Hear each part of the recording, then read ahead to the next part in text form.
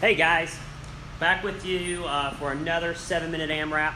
I'm here at the gym and got asked a question the other day as to what kind of equipment I need to get started for CrossFit. Had a new member come in. She was like, what do I need? Do I need this? Do I need this? Do I need this? So I thought we'd talk about it a little bit. I got all my pile of stuff over here, some of my equipment so that we can talk about it. But let's get the clock started. 7 minutes on the clock. All right, so what kind of equipment do you need if you are going to start CrossFit? The answer is a smile, maybe some athletic clothes. That's basically it. Everything else is kind of accessory. We can do something else with that. So what all would you like to have when you get started in here? And that's kind of what we're going to talk about. But really, all you need is a pair of athletic shoes, shorts, because it's hot outside, a t-shirt, and that's about it. Everything else we can pretty much accommodate for and take care of you when you get here. But just kind of some of the basics that you see running around the CrossFit gym or a functional fitness gym in general. So let's kind of talk about those. The first one is make sure you've got a decent gym bag or something along those lines. You may have rings, watches, necklaces, jewelry that you want to be sure and keep safe.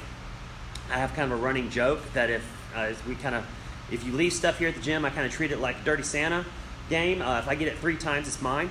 I'm about this close to 2 eye watches and a couple pairs of sunglasses.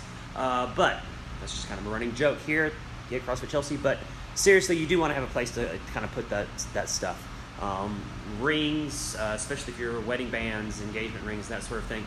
When you're dealing with barbells, dumbbells, kettlebells, rig work, that kind of stuff, it can scratch up the rings. That's why you see a lot of us wear the silicone bands. But it can scratch up the rings, and it can hurt your finger as well.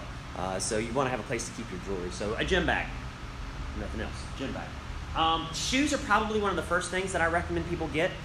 When you see most cross trainers, shoes, running shoes, that kind of stuff, they've got a nice cushy, thick sole. I can get into the reasons behind that, but they've got that nice, good, thick, cushy sole. Great for running. Not so great for squatting, deadlifts, presses, that sort of stuff. So typically with CrossFit shoes, I've got 3 or 4 here. These are my wife's Reebok Nanos. You can see they've got very minimal drop on the heel. These are her Metcons.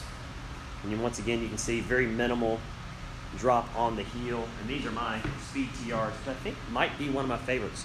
But once again, just a very narrow drop right there. So that gives you a good stable base for squatting, deadlifting, that sort of thing.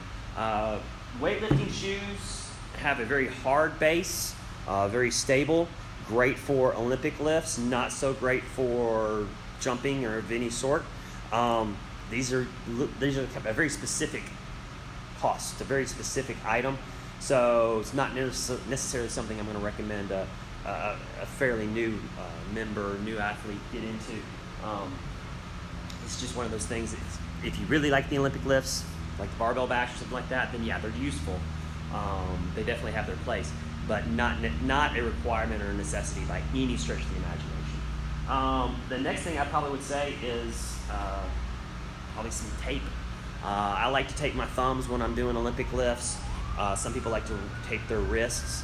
So once again, fairly inexpensive piece of equipment that you can pick up at any athletic store, Walmart, anything along those lines. You see a lot of folks with wrist wraps. So I like my wrist wrap. I broke this wrist when I was a kid, so it's a little on the weaker side.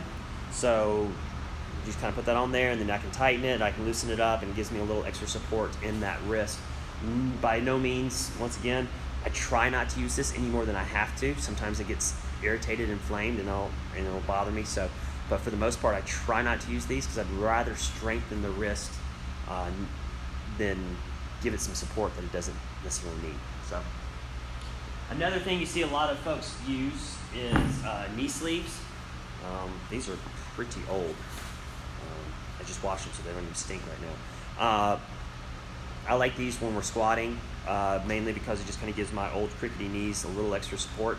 I really like them in the winter because we don't have heat in here, and it's once you get warm, it's nice to keep your knees nice and warm. And I've got some bum knees, So they're not bad by any stretch, but they do get crickety a good bit, and so it's nice to have those.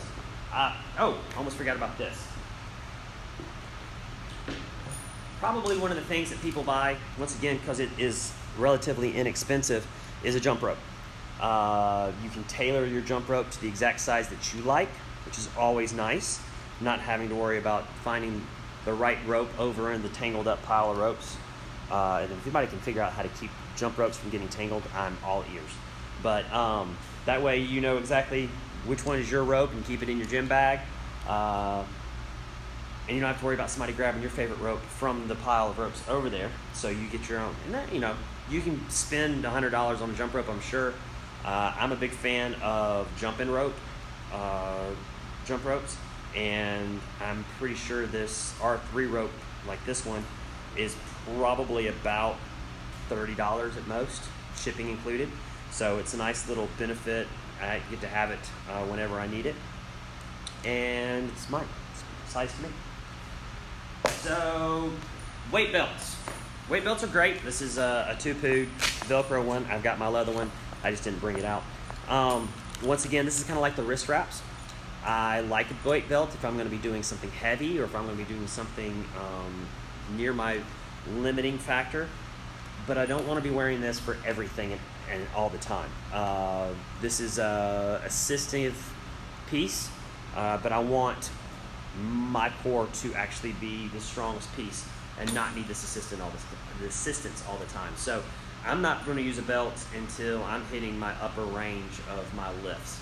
So you're going to hear that repeated a good bit in the gym for me and my coaches, just because we believe that you need to build your core stability and then get it help when you needs it when you're on those top lifts. So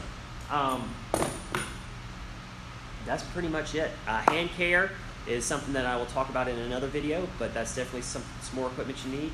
But that's about all you need. That, a smile, and a good attitude. Leave your ego at the door. Come in, listen to your coaches, and that's probably what you need most from equipment. Leave your ego at the door, be coachable, and have a good time with it. So we'll catch you on the next time.